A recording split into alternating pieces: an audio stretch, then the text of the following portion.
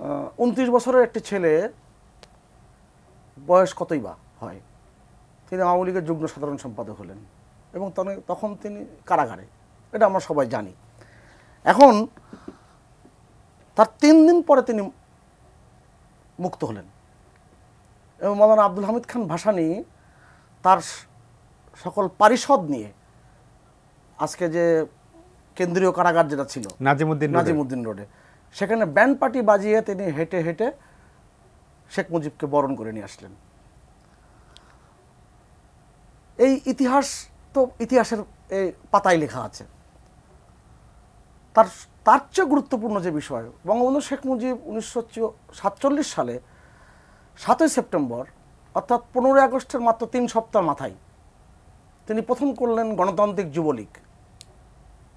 এবং এই গণতান্ত্রিক যুবলীগ কেন করেছেন তার ডায়েরিতে লিখেছেন। তিনি বলছেন যে একটা কমনাল হারমোনি তৈরি করবার জন্য আমাদের এই উদ্যোগ ছিল, যাতে হিন্দুরা দেশ ত্যাগ না করে। নিশ্চয়ই আপনিও পড়েছেন, যারা দর্শকদের মধ্যে যারা এই বইটি পাঠ করেছেন তারা দেখেছেন। এবং দেখেন তার ধারাবাহিকতা দেখেন। 1948 সালের 4 জানুয়ারি তিনি পূর্ব পাকিস্তান মুসলিম ছাত্রলীগের জন্ম দিলেন এবং তিনি কিন্তু আহ্বায়ক হননি। আপনি খেয়াল করে দেখেন, তিনি কিন্তু এইভাবে কিন্তু তার রাজনৈতিক কার্যক্রম চালিয়ে গেছেন। 1949 সালে 26শে মার্চ তিনি ঢাকা বিশ্ববিদ্যালয় থেকে বহিষ্কৃত হলেন। কি কারণে বহিষ্কৃত হলেন? চতুর্থ শ্রেণী কর্মচারীদের আন্দোলনের সাথে সংহতি প্রকাশ করার কারণে। এবং যারা যারা বহিষ্কৃত হয়েছিলেন তাদের কেউ কেউ কিন্তু মুচলেকা দিয়ে তারা কিন্তু ছাত্রত্ব ফিরে পেলেন। এবং সালাউদ্দিন কাদের চৌধুরী পিতা ফজলুল কাদের চৌধুরী, তিনি এটা বঙ্গবন্ধুর যে কে যারা অনুসরণ করত গোয়েন্দার দলগুলো, যেটা 14 খণ্ডে ইতিমধ্যে প্রকাশিত হয়েছে, সিক্রেট ডকুমেন্টস, সেই খণ্ডতে আপনি দেখবেন একেবারেই প্রথম খণ্ড এবং পরবর্তীতে দ্বিতীয় খণ্ডে এই ফজলুল কাদের চৌধুরী সে গিয়েছিল বঙ্গবন্ধুকে এই আপোসনামা যাতে স্বাক্ষর করে সেটার জন্য। বঙ্গবন্ধু সে আপোসনামা স্বাক্ষর করেননি এবং বলেছেন করবেন না।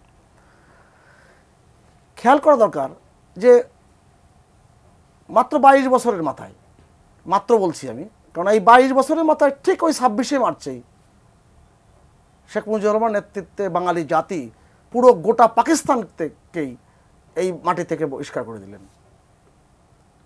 ইতিহাসের কিন্তু এই ধারাবাহিকতা কিন্তু চলেছে। আরেকটা বিষয় আমি একটু উল্লেখ করি, 1949 সালের 17ই আগস্ট যে প্রথম ওয়ার্কিং কমিটির যে গঠনতন্ত্র কর্মসূচি অনুমোদিত হয়, এটা স্যারের সমস্ত লেখাতে এবং বইতে কিন্তু আছে। দেশ রক্ষা, বৈদেশিক নীতি, মুদ্রা কেন্দ্রের হাতে রেখে সব ক্ষমতা পূর্ব পাকিস্তানের হাতে দিতে হবে।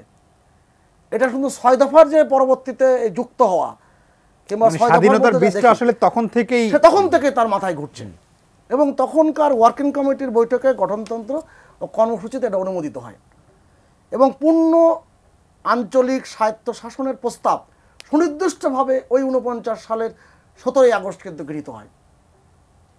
তাহলে এই যে বলা হয় না একজন সুদূর প্রসারী এবং দূরদৃষ্টি সম্পন্ন নেতার কতগুলো গুণ থাকা দরকার, সেই গুণের পুরোটাই অধিকারী ছিলেন শেখ মুজিবুর রহমান।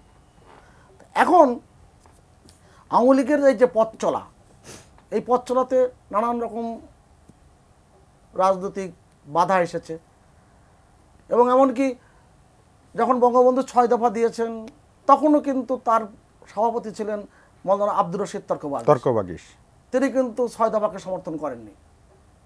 এবং আমাদের এখানে যারা বামপন্থী রাজনীতির সাথে যুক্ত ছিলেন তাদের কেউ কেউ এবং তাদের অনেক নেতাই এবং আওয়ামী লীগের ভিতরে অনেক বড় নেতা তৎকালীন সময়ে পূর্ব পাকিস্তান মুসলিম আওয়ামী লীগের ভিতরে তারা কিন্তু 6 দফাকে সমর্থন করেনি এবং বামপন্থীদের অনেকে বলেছে সিআইয়ের দলিল।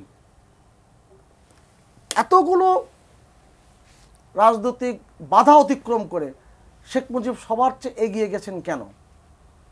কারণ তো একটাই, তিনি বাঙালি জাতির আশা আকাঙ্ক্ষাকে ধারণ করতে পেরেছেন এবং তিনি 6 দফা ঘোষণার সাথে সাথেই তিনি যখন পাকিস্তান থেকে ফিরে এসে ঘোষণা করলেন, এরপরে তো উল্কার বেগে ছড়িয়ে বেরিয়েছেন এবং 35 দিনে 32টি সভা করেছেন বাংলাদেশের এই প্রান্ত থেকে প্রান্ত।